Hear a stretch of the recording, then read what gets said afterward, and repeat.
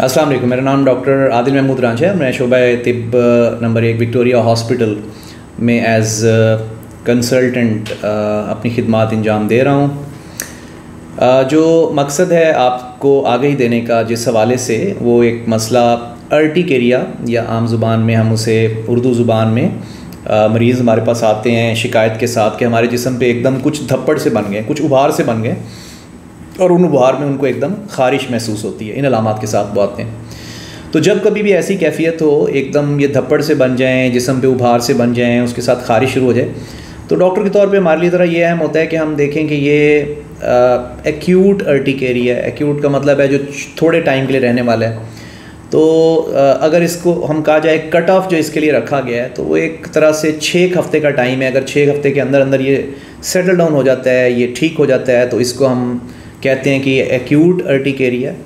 और अगर ये 6 हफ़्ते से ऊपर चला जाता है तो इसको हम क्रॉनिक अर्टिकेरिया का नाम दे देते हैं। सो अर्टिकेरिया एकदम धप्पड़ बनना, एकदम ख़ारिश हो जाना, उस जगह पर एकदम रिएक्शन बनना, इसकी एक बड़ी ख़ास पहचान होती कि जब एकदम ये धप्पड़ ज़ाहिर होते हैं तो अक्सर व बेशतर ये अपनी जगह बदलते रहेंगे। यानी 24 घंटे के अंदर ये गायब हो जाते हैं, वहाँ से गायब हो जाते हैं, यहाँ बना है, यहाँ बना है, यहाँ बना है, तो वो अपनी जगह बदलते चले जाते हैं। कई दफ़ा आप ट्रीटमेंट दें या ना दें, यानी इस बीमारी का एक तरीका ऐसा है कि 24 घंटे में अपनी जगह बदलते चली जाती है और वो धप्पड़ मुख्तलिफ़ जगहों पे ज़ाहिर होते चले जाते हैं। तो ये क्या है? ये जिस्म का बेसिकली एक तरह का रिएक्शन है। जैसे हम एलर्जीज़ कहते हैं, मुख्तलिफ़ चीज़ों से एलर्जीज़ होती हैं, तो ये जिस्म एकदम किसी चीज़ के अगेंस्ट रिएक्शन शो करता है, हमारी जिल्द एकदम रिएक्ट करती है और ये धप्पड़ ज़ाहिर हो जाते हैं।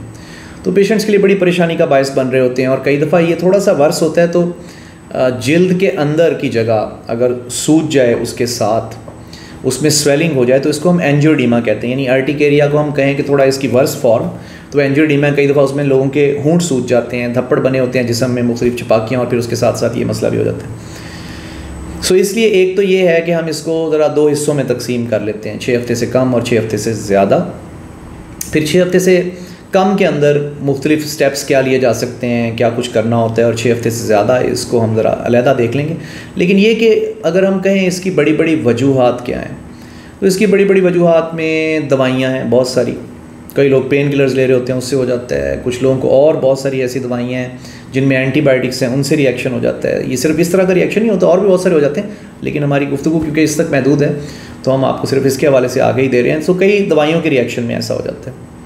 कभी हम उससे कहते हैं कि कुछ लोगों को फ़िज़िकल एनवायरमेंटल अर्टिकेरियाज़ होते हैं, ठंड है, गर्मी है, कई लोगों को पानी है, वाटर है, कई लोगों को सनलाइट है, इनसे अर्टिकेरिया हो जाता है। कई लोगों को फ्रिक्शन होती है, क्लॉथ ऐसे कपड़ा रगड़ता है जिल्द के साथ, उसके साथ अर्टिकेरिया हो जाता है।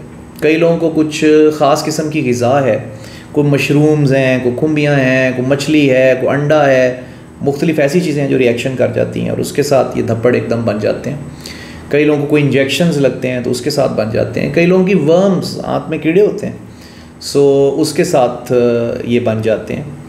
सो मुख्तलिफ़ चीज़ें हैं, उसमें अल्कोहल भी शामिल है, उसमें स्ट्रेस भी शामिल है। सो मुख्तलिफ़ लोगों में ये मुख्तलिफ़ वजूहात हैं जो इन धप्पड़ का बायस बनती हैं। तो एक मरीज़ तक समझाना और एक डॉक्टर्स को एक जनरली आगाही देने का मकसद ये है कि आपको अंदाज़ा हो कि भाई हमें वो कौन कौन सी चीज़ें हैं जो तलाश करनी है। क्योंकि अर्टिकेरिया एक ऐसी चीज़ है जिसमें अक्सर हम पेशेंट को खुद कहते हैं कि आप ज़रा कोशिश करें तलाश करने की कि जब आपको रिएक्शन हुआ, अगर कोई एकदम आपको रिएक्शन हुआ, तो ज़रा सोचें कि पिछले 24 घंटे के अंदर कोई नई चीज़ आपने खाई, नई चीज़ ट्राई की हो जो पीछे नहीं की और पीछे कभी ऐसा हुआ नहीं, आपको पहली दफ़ा हुआ है तो तलाश करें। या अगर पहले कभी हो चुका है तो फिर हम उसे कहते हैं देखें, सोचें कि पिछली दफ़ा भी क्या लिया था, अब क्या लिया आपने, किसी नई जगह गए, कोई नई किस्म का कपड़ा पहना, कोई इंजेक्शन गोली वगैरह नहीं ली। तो ये कहा जाए तो गलत ना होगा कि अक्सर मरीज़ ख़ुद ही, डॉक्टर के लिए बहुत मुश्किल होता है, ख़ुद ये तशख़ीस कर पाते हैं कि शायद ये चीज़ है जो ने रिएक्शन करी है। और सीधी सी बात है, फिर उसका सबसे अच्छा हल यही है कि हम उससे जितना इज्तनाब कर सकते हैं वो करें। क्रॉनिक अर्टिकेरिया हम ले जाएं तो वो 6 हफ़्ते से ज़्यादा को हम कहते हैं। अगर तो उसकी कोई वजह आइडेंटिफाई हो जाती है, मिल जाती है वजह, तो हम फिर उस वजह को ही एड्रेस करते हैं, उसको ठीक करने की कोशिश करते हैं। अगर किसी को हीट अर्टिकेरिया है, कोल्ड अर्टिकेरिया, अब हम उनको कह देते हैं कि जी आपने ये ट्रिगर हैं, ये चीज़ें हैं जो आपको बढ़ाती हैं, तो आपको इनको अवॉइड करना है। लेकिन बहुत से लोगों में ये शक्ल इख्तियार कर लेता है क्रॉनिक इडियोपैथिक अर्टिकेरिया। इडियोपैथिक का मतलब होता है उसकी कोई या स्पॉन्टेनियस अर्टिकेरिया होता है, एज सच उसकी कोई रीज़न, कोई वजह बज़ाहिर ढूंढ नहीं पाते, ना हम ढूंढ पाते हैं, ना मरीज़ की समझ में आती है, और कई दफ़ा उसके कुछ टेस्ट भी जो कराए जाते हैं वो भी किसी नतीजे पर नहीं जा पाते हमें।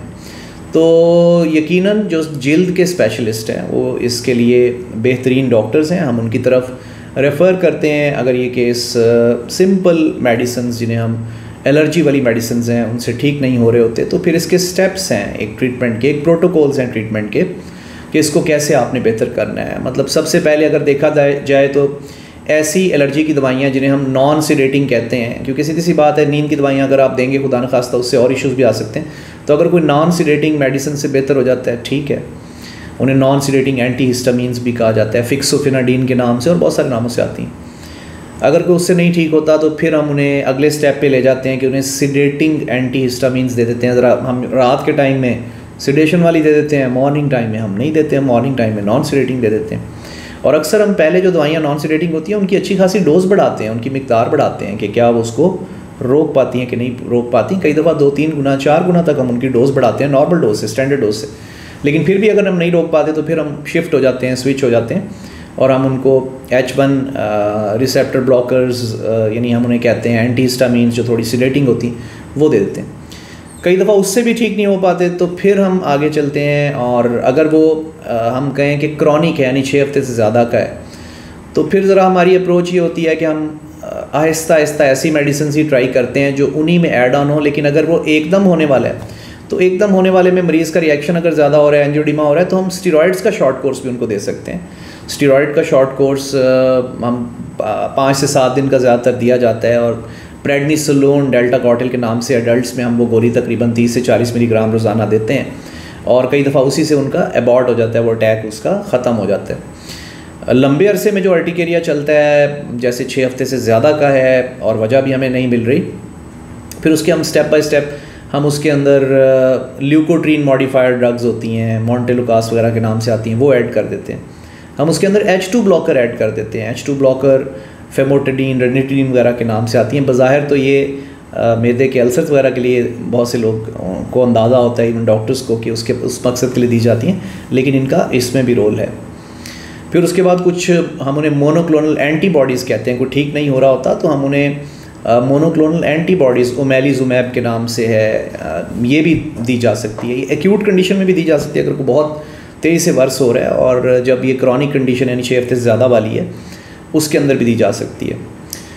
सो सारी बात समझाने का मकसद ये है कि जो अर्टिकेरिया है, अगर ये तशख़ीस हो गई, याद रखिएगा इससे मिलती जुलती और बहुत सी बीमारियाँ हैं, उन्हें स्किन की बीमारियाँ, एटॉपिक डर्माटाइटिस है, कोई हम बुलस कंडीशन कहते हैं, कोई पेम्फिगस है, कईयों में एलर्जी से ख़ारिश होती है या नहीं होती, उन कंडीशन में इससे हमें फ़र्क करने में मदद मिलती है। कईयों में उनकी शक्ल जो धब्बड़ बन रहे होते हैं उससे हमें अंदाज़ा होता है। सो मकसद ये है कि जिल्द का स्पेशलिस्ट एक बहुत बेहतर राय आपको दे सकता है, और आम डॉक्टर्स तक पैगाम पहुंचाने का मकसद और पब्लिक तक पैगाम पहुंचाने का मकसद ये है कि ये वो कॉमन प्रॉब्लम है जो हमारी कम्युनिटी में देखे जाते हैं। तो अगर शॉर्ट टाइम के लिए है तो आप ये मेडिसिन ले सकते हैं, अगर नहीं रुक रहा तो लाजमी रब्ता करें, क्योंकि उसमें कई दफ़ा कुछ सिस्टेमिक डिजीज़, हम ऐसी बीमारियाँ जो और भी बहुत सारे मसलों का बायस हो सकती हैं, उनके अंदर ये ज़ाहिर हो रहा होता है। SLE सिस्टेमिक लूपस एरिथेमेटोसिस एक कंडीशन है, अर्टिकेरियल वस्कुलाइटिक सिंड्रोम हम उन्हें कहते हैं। ये ज़रा कॉम्प्लेक्स सी मुश्किल सी चीज़ें हो जाती हैं,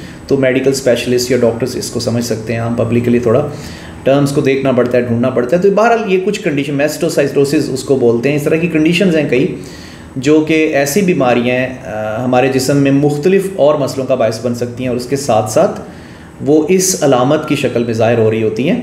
तो इसलिए मुनासिब होता है कि हम उसकी सही तरीके से उसको डायग्नोज करें, तशख़ीस तक लेके जाएं, उसकी तलाश करें, उसकी वजह तलाश करें, और सिर्फ़ ये ना करें कि बस हमने एक मेडिकल स्टोर से एक दवाई ली और दवाई खा ली और हम उसी के साथ गुजारा करते चले जाएं। हो सकता है वो किसी बीमारी की ऐसी अलामत होगी जिसे आप शुरू में ही पकड़ लें तो लंबे अरसे में आपके लिए परेशानी का बायस ना बने। बहुत शुक्रिया।